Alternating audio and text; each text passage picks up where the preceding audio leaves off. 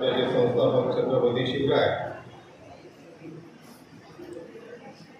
ज्यांनी महाराजांच्या समाधीचा शोध लावला आणि महाराष्ट्राला देशाला पहिला छत्रपतीचा पोवाडा दिला अशा महात्मा ज्योतिराव फुले, भारतरत्न डॉक्टर बाबासाहेब आंबेडकर आणि ज्यांच्या पावनभूमीत आपण बसलेले आहोत असे संत गाडगे महाराज, संत तुकडोजी महाराज, डॉक्टर भाऊसाहेब पंजाबरावजी देशमुख या सर्व महापुरुषांना विनम्र अभिवादन करतो. महिलादेवी भोसरांना अभिवादन करतो. आजच्या कार्यक्रमाला प्रामुख्याने उपस्थित असलेले आपले मार्गदर्शक, राष्ट्रीय नेते आदरणीय बाळासाहेब आंबेडकर, महाराष्ट्र प्रदेश युवा आघाडीचे प्रदेशाध्यक्ष आदरणीय डॉक्टर निलेशजी विश्वकर्मा साहेब, आमचे महाराष्ट्र प्रदेशचे उपाध्यक्ष आदरणीय दलन साहेब, व्यासपीठावर उपस्थित असलेले आमचे सर्व सन्माननीय सहकारी आणि उपस्थित मित्रांनो, आरक्षण बचाव ही यात्रा आज संपूर्ण महाराष्ट्रामध्ये बाळासाहेब बिंदून काढतायत. धो धो पावसामध्ये सर्व नेते एसी मध्ये बसून फक्त टीव्हीवर बघतायत, परंतु बाळासाहेब आज लोकांमध्ये जाऊन पूर्ण महाराष्ट्रामध्ये फिरतायत. हे कोणासाठी फिरतायत? तर या देशातला जो वंचित हा बहुजन आहे, जो वर्णव्यवस्थेप्रमाणे शूद्र आहे, त्या सर्वांचं आरक्षण आणि त्या सर्वांचे प्रश्न घेऊन आज बाळासाहेबांना रस्त्यावर उतरावं लागत आहे. ही वेळ वंचित बहुजन आघाडीवर माननीय बाळासाहेब आंबेडकरांवर का बरं आली? तर इतक्या वर्षामध्ये बहुजन समाजाचे जे आरक्षणाचे प्रश्न आहेत ते प्रश्न कधीही सुटलेले नाही. मित्रांनो, 2014 मध्ये देवेंद्र फडणवीस यांनी बारामतीमध्ये एक घोषणा केली की शिवसेना भाजपचं सरकारचं सत्तेवर आलं तर मंत्रिमंडळाचा पहिला ठराव हा धनगर समाजाला आरक्षणाचा राहील.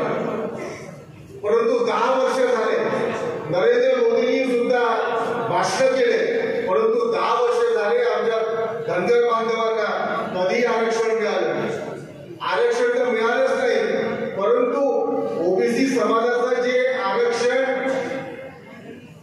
बाळासाहेब आंबेडकरांनी 1989-90 ला जेव्हा पंतप्रधान व्हीपी सिंग होते तेव्हा बाळासाहेबांनी व्हीपी सिंगांना पंतप्रधान करण्याच्या वेळी व्हीपी सिंग साहेबांनी बाळासाहेबांना प्रस्ताव ठेवला की तुम्ही केंद्रीय मंत्रिमंडळामध्ये सामील व्हा.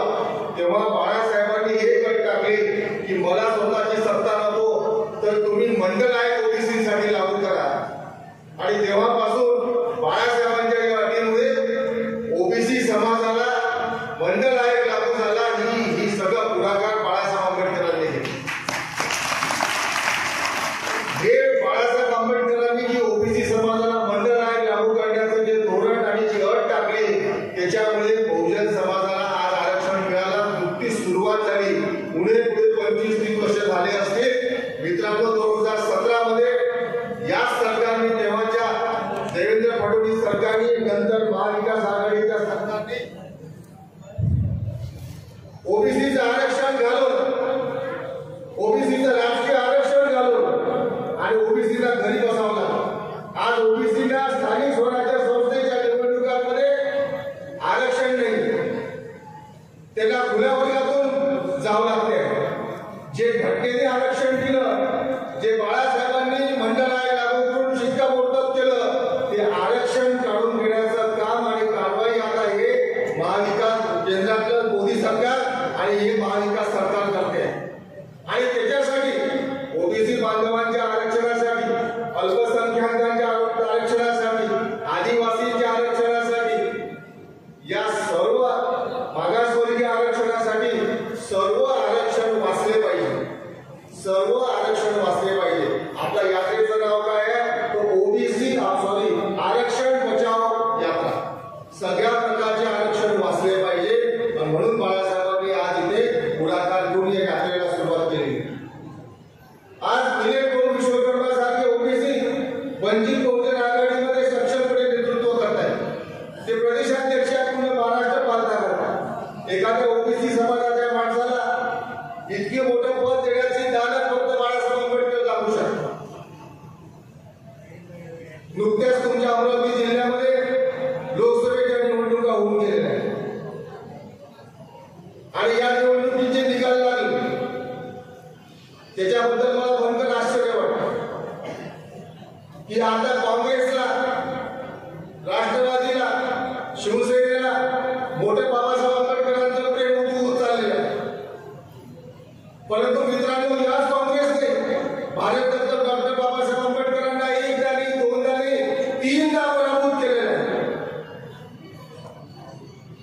बाबासाहेबांना निवडणुकीत पाडणारे, त्यांचा जाणीवपूर्वक पराभव करणारे काँग्रेस होते. ज्यांनी आमच्या दैवताला पाडलं. बाबासाहेब आंबेडकर हे फक्त बौद्धांचे नेते नाही, बाबासाहेब आंबेडकर हे महापुरुष आहेत आणि अखिल मानव जातीचे नेते आहेत. या देशातली कुठली जात नाही, कुठला धर्म नाही, कुठला वर्ग नाही की ज्याच्यासाठी बाबासाहेब आंबेडकरांनी आपली नेते चालवली. तो स्त्रियांचा प्रश्न असेल, तो युवकांचा प्रश्न असेल, तो ओबीसीचा प्रश्न असेल. ओबीसीच्या आरक्षणाच्या मुद्द्यावर बाबासाहेबांनी केंद्रीय मंत्रिमंडळाचा राजीनामा दिला. हे ओबीसी समाजाने लक्षात घेतलं पाहिजे की तुमचे माझे खरे मित्र कोणी असतील तर ते डॉक्टर बाबासाहेब आंबेडकर. आणि म्हणून लक्षात घ्या, म्हणून ओबीसी समाजाने जागृत होऊन आपलं मतदान देत असताना आपण कोणाला मतदान देतो? अरे इथल्या खासदाराला कॉलर पकडू म्हणतात तरी म्हणतात. इथल्या खासदारांना जर दंड पकडून ओळख देऊ शकतात काँग्रेसवाले, जिथे खासदाराला ओळख देऊ शकतात आणि खासदाराची कॉलर पकडू शकतात, तर तिथे तुमची माझी गत काय? काँग्रेस, राष्ट्रवादी आणि सेना भाजप जे सरकार जे आहेत हे यांच्या विचाराचे लाचार लोकांना तिकीट देऊन निवडून आणतात. यांना स्वतंत्र बुद्धी असलेले, स्वतःचं राजकारण समजून जाणारे, स्वतःच्या पायावर स्वाभिमानी उभे राहू शकणारे ओबीसी नको आहेत, मागासवर्गीय नको आहेत, तर यांच्या पायाशी बसणारे, यांच्या विचाराचे, यांची गुलामगिरी करणाऱ्या लोकांना तिकीट देऊन निवडून आणतात. हे राजकारण संपलं पाहिजे, हे राजकारण संपलं पाहिजे. आणि या अमरावती जिल्ह्यामध्ये स्वतःच्या पायावरचं राजकारण उभं राहायला पाहिजे, स्वाभिमानाचं राजकारण उभं राहायला पाहिजे.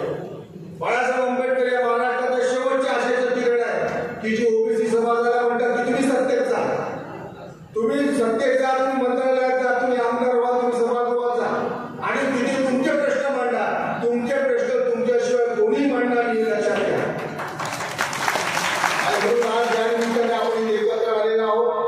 आज बाळासाहेब आंबेडकरांना ऐकण्यासाठी आपण इथे आलो आहे. मी आपल्या सर्वांना आव्हान करतो, विनंती करतो की येत्या विधानसभेमध्ये आणि त्याच्यानंतरच्या जिल्हा परिषद आणि पंचायत समिती आणि नगरपालिका, महानगरपालिकेच्या निवडणुकांमध्ये आपल्याला कोणाच्याकडे पाहायची गरज नाही आहे. आपला वंचित बहुजन आघाडी हा पक्ष आहे आणि या पक्षाला आपण जर मतदान देऊन मोठं केलं नाही तर दुसरं कोण करणार आहे?